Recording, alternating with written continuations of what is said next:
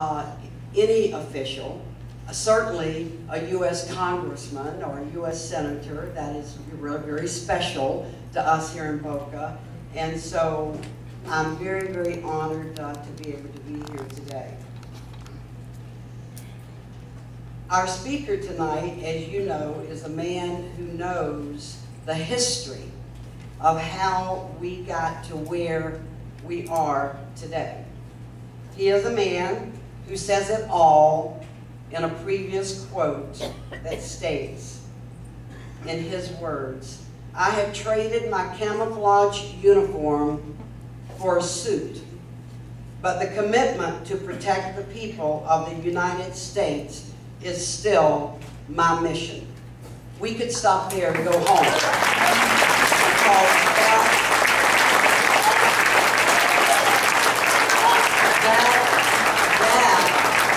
is what we need to know. We must know that someone is there to protect our rights. And it is time to finally fix Washington, D.C., because there's no question but that we all here tonight and elsewhere across this land know that it is broken. A deficit of $13 trillion and counting just simply is not sustainable. Questions need to be asked and answered. Now I'm going to stop there, and I'm going to stop here just for one moment, and I'm going to say that if we have any hecklers, we're going to treat you like children, and you're going to have to go to timeout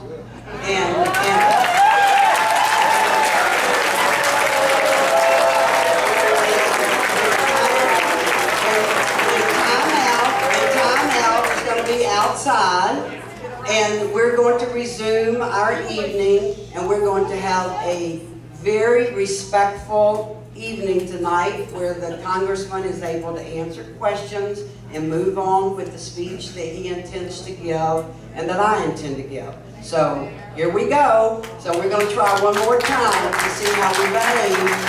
And then I'm going to ask the police officers that are in the room to please escort the hecklers out to their timeout location.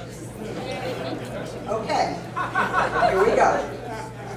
We have to balance our city budget in the city of Boca Raton. And every city in the entire country has to balance their budget. So I don't understand, and I'm sure you don't understand, why the federal government doesn't. And it's about time that we start asking those questions and get answers, because it just simply does not make sense. But here's the good news, and there is some really, really good news.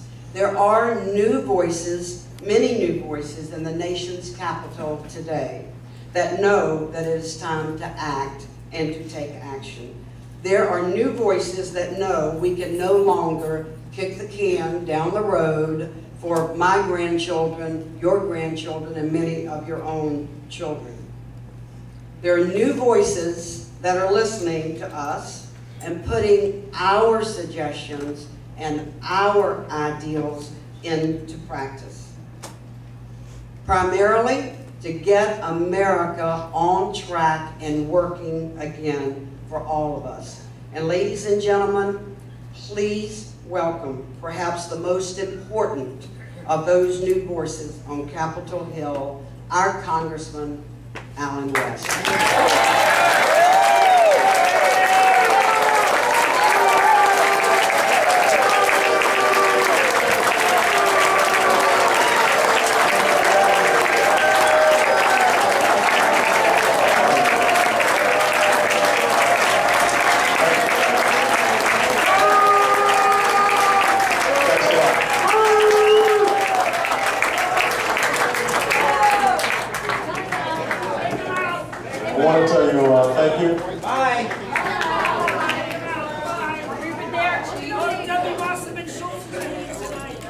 Thank you, Mayor Welchel. Also, Elizabeth, thank you so much for hosting this.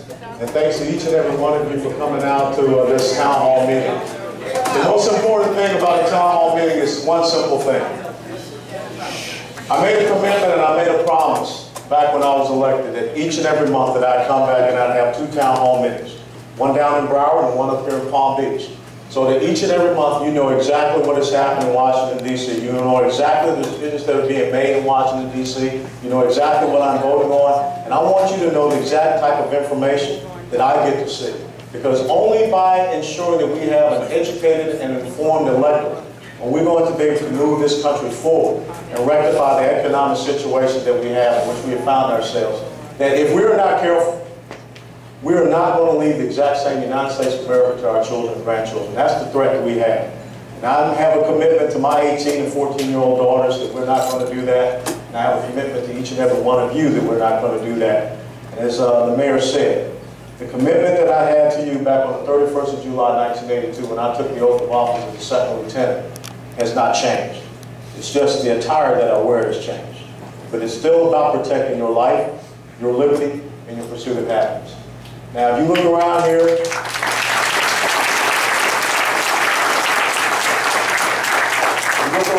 you see a lot of media cameras. And the media is here because they want to see the show. Something they can put on the news, something they can put out on YouTube or what have you.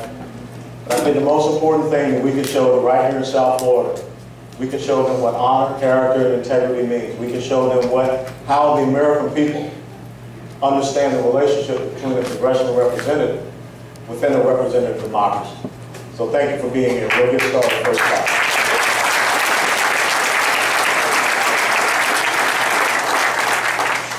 Go back.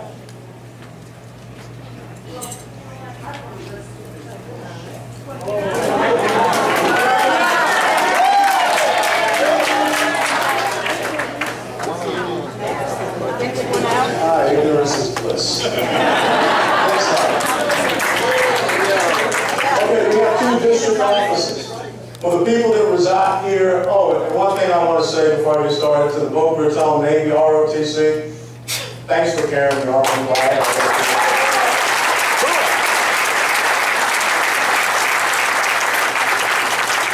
We have 2 district offices. For you all that are here in Boca Raton, probably the closest district office is the one located right down I-95, the Cypress Creek exit.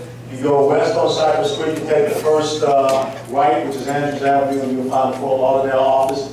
You go further up in West Palm Beach, please go to the Palm Beach office, which is on Dixie Highway, just south of the intersection with Belvedere. Our staff is there. They're there to serve each and every one of you to make sure that we can deal with your issues that you have. And we can make sure that I understand what is going on down in the district. Next slide. Okay, the congressional calendar. Here we are. As you can see, we've had 2 weeks with this Easter recess. And, you know, of course, some of you may remember that there was a freshman congressman that wrote a letter to the House Majority Leader, Eric Cantor, that said, I didn't think 153 days was really good as far as the work schedule being in session. And I still don't think that way.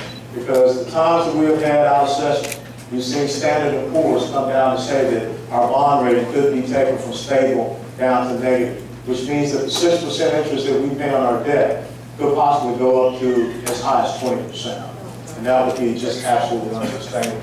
And the last time that I was away on a recess or constituent work week, I woke up and I saw a Tomahawk cruise missiles flying into Libya. So we've got to make sure that we are up there in Washington, D.C. as much as possible to rectify the situations we have here in this country. But I'll be heading back up next week, Monday, to go back into session. Next slide. 2 committees that I serve on. The Armed Services Committee, of course that would make sense, the guys have been in the military for 22 years, and then also the Small Business Committee. And I think that helps me to get a really good focus on economic security and job security. I mean, economic security and national security. What have you done for job security? Well, I'm about to show you that, if you don't mind. But if you drive up Highway 1, He's been there for 2 years. from Fort Lauderdale Airport up to the Jupiter Inn, you'll see closed upon closed stores. We got to turn that around. We got to provide the conditions by which our small businesses can grow. Next slide. Okay, legislation over the last 30 days. The one thing I want to point out is H.R. 1246. Sitting on the Armed Services Committee, I found a graceful program in the Department of Defense, and we brought forth a piece of legislation that said there was a 10% decrease or cut that we could have in reduction. That was $35.7 million in fiscal year 2012. It ends up being about $100 million over a 5-year period. The one thing that I want you to pay attention to is that piece of legislation passed unanimously with 393 to 0.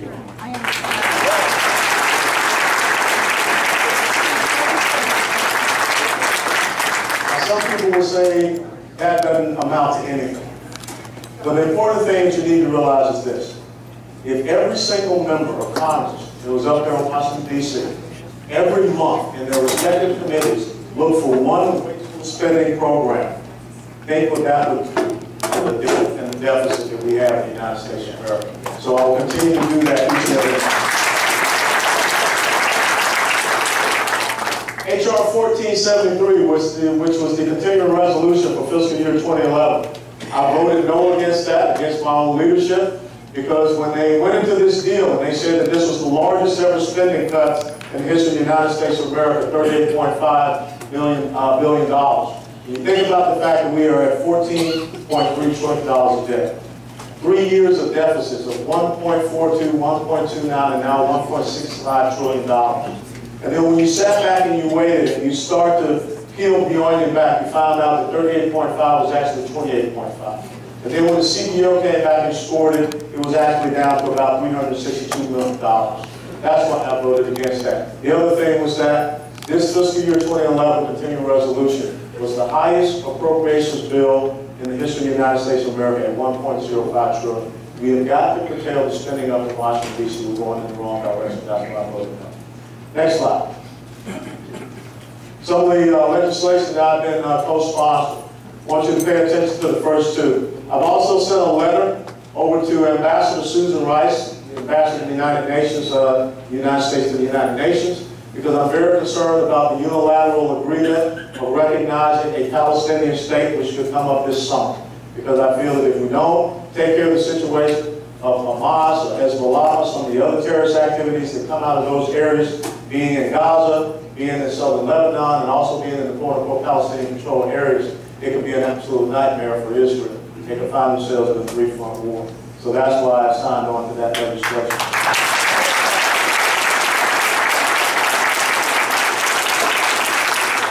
We got to stay focused on military health care. For you veterans out there, they are talking about trying to raise the premiums on TRICARE. That was brought before us at the military subcommittee hearing. I will not allow that to happen. There are some other things that we can do to curtail the spending for military health care.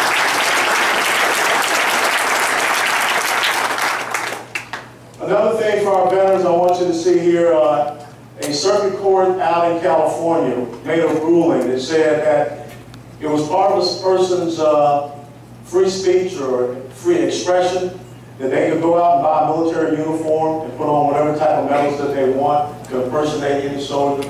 Well, that's one of the things that we have to turn, because I think that's an absolute slap in the face of the men and women that have served in our military.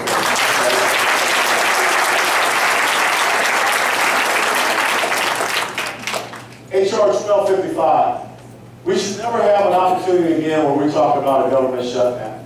One of the other letters that I've written is to the Appropriations Chairman, Hal Rogers, because when you look at the 13 some odd appropriations bills that come out of the House of Representatives that we'll start working on in May, we need to have a tiered prioritized system that shows what are the primary functions, the priorities for the federal government as far as spending. And when we come up with those three tiers and we rank order those appropriations bills to get them passed through the Senate and of course signed by the President, then we can start from the bottom up, start looking at where do we look for cuts in spending of the federal government. If everything is a priority, nothing is a priority. And as the mayor said, we cannot continue to run Washington, D.C. where there are no priorities. There is no budget. No one here can run their household like that or their businesses like that. We've got to turn around Washington, D.C. The other thing is 1040. I'm an advocate of a flat tax. I think that the progressive tax